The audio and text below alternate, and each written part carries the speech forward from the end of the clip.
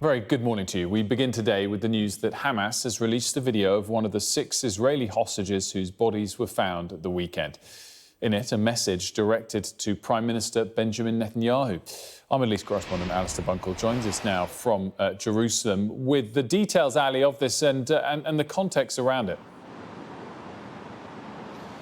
Yes, last night Hamas released 2 videos. The first one showed each of the 6 hostages whose bodies were found over the weekend, each one of them saying who they were and where they were from. And then they released a slightly longer video which was focused on Eden Yerushalmi, and she was pleading for the Israeli government to do a hostage deal.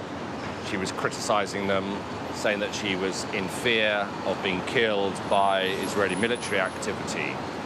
And then she had, and this is the clip we're going to play you, she spoke directly to her family. Now, I should say 2 things about this. You know, we as policy do not show videos of hostages. It is impossible to know under what conditions these videos were filmed. But in this instance, this particular clip has been authorized by her family to be released to the media. אני רוצה לפנות למשפחה היקרה שלי שאני כל כך אוהבת ואני מתגעגעת אליכם, אמא, אבא, שני, מאי, אני אוהבת אתכם כל כך, כל כך, כל כך, ואני מתגעגעת אליכם.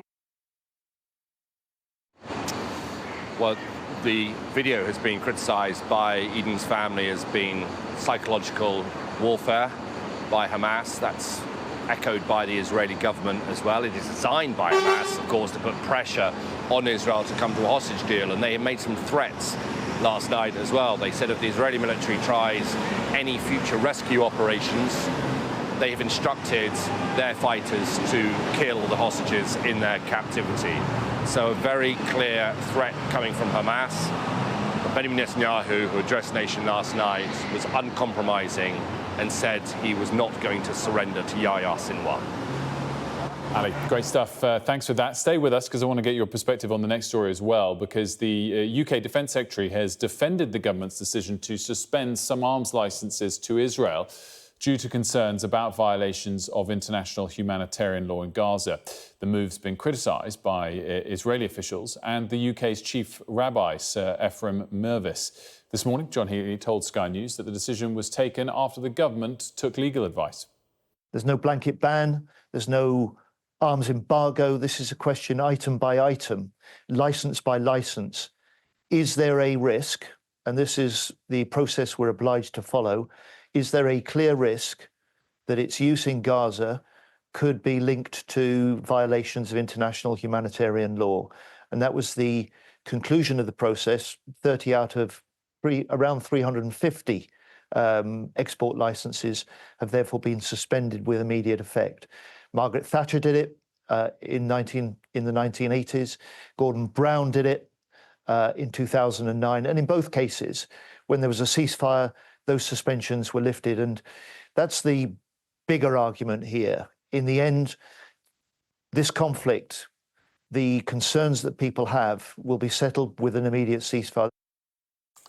Well, writing on X, the UK chief rabbi, Sir Ephraim Mervis, said it beggars belief that the British government, a close strategic ally of Israel, has announced a partial suspension of arms licences at a time when Israel is fighting a war for its very survival on 7 fronts forced upon it on the 7th of October, and at the very moment when 6 hostages murdered in cold blood by cruel terrorists were being buried by their families. Our Middle East correspondent still with us. Ali, what's been the response in Israel?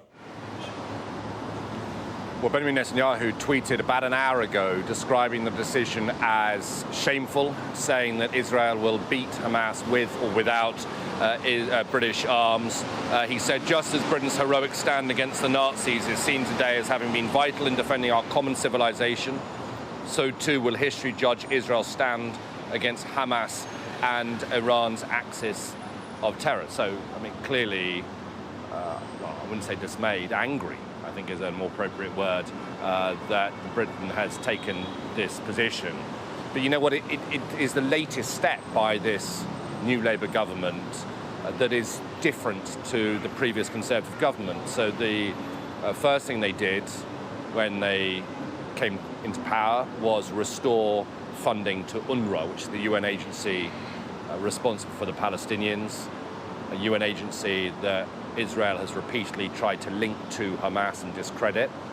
The second thing that the British government did under Keir Starmer was remove the objections that the Tory government had made to the attempts to seek arrest warrants through the International Criminal Court, and now this. So we are seeing in British politics a very different, tougher approach towards Israel than we saw previously. But in terms of this specific announcement, practically it's not going to make any difference. Israel, the last time we had records, imported 0.02% of its weapons from the UK. I mean, it's nothing, it's minuscule. But diplomatically, for this to have been announced by a close ally of Israel's is awkward, to say the least. Ali, thanks so much for that. We're going to talk more about this later in the show when we're joined by Anne Applebaum and then also again later on by the President of the Board of Deputies of British Jews at 12:30.